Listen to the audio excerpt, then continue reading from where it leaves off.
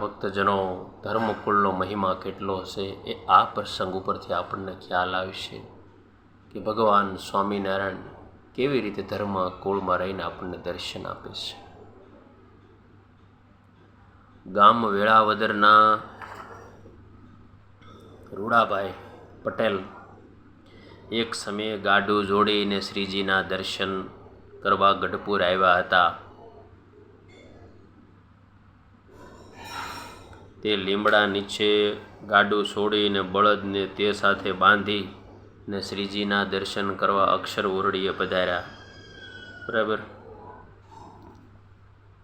તેટલામાં મહારાજ પાળાઓએ સહિત ત્યાં પધાર્યા. તેથી રૂડાભાઈએ શ્રીજી મહારાજને દંડવત પ્રણામ કરીને જય સ્વામિનારાયણ કહ્યા ને પોતાના ગામના સર્વે હરિભક્તોના પણ જય સ્વામિનારાયણ કહ્યા. તે સાંભળીને શ્રીજીએ વેળાવદરના હરિભક્તોના સમાચાર પૂછ્યા. પછી નજીકમાં બાંધેલ બળદ તે સામું જોઈને રૂડાભાઈને કહ્યું કે આ ભાવનગરી ગાડી તથા બાંધેલ બેલ તમારા છે? એમ શ્રીજીએ વારંવાર 3 વખત રૂડાભાઈને પૂછી જોયું. તેનું કારણ મહારાજ શ્રી ગોપીનાથજીનું મંદિર કરાવતા હતા તે વખતે બળદગાડાની જરૂર હતી. તેથી 3 વખત રૂડાભાઈને પૂછેલ, પણ રૂડાભાઈના મનમાં શ્રીજીનો અભિપ્રાય શું છે તે કાંઈ સમજાયું નહીં. તેથી શ્રીજીને કહ્યું છે આ ગાડી ને આ બળદ મારા છે. પછી મહારાજ ત્યાંથી લક્ષ્મીવાડીએ પધાર્યા. તે વખતે એક પાળાએ રૂડાભાઈને કહ્યું છે શ્રીજીએ તમને 3 વખત ગાડીને બળદનું પૂછ્યું. તેનું કારણ હાલ શ્રી ગોપીનાથજીના મંદિરનું કામ ચાલે છે. તેથી ગાડીને બળદિયાનું શ્રીજીને કામ હશે ત્યારે તમને પૂછેલ છે. વાલા ભક્તો,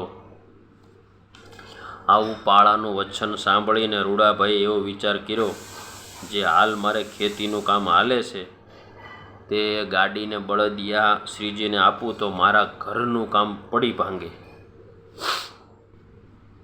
માટે શ્રીજી મહારાજને કાંઈ ખોટ રહેશે નહીં. એમ ઘરના કામના લોભથી મહારાજને ગાડીને બળદ અપાણા નહીં ને એક દિવસ રોકાઈને તરત જ શ્રીજી મહારાજની રજા લઈને પોતાને ગામ ગયા.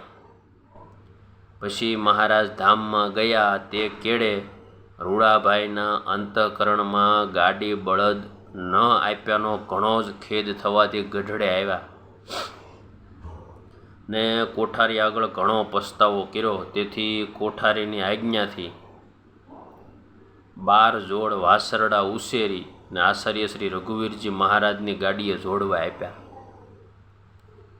તેથી શ્રીજી મહારાજે રૂડાભાઈના સંબંધીને દર્શન આપીને કહ્યું જે આચાર્ય શ્રી રઘુવીરજી મહારાજને વાછરડા આપ્યા.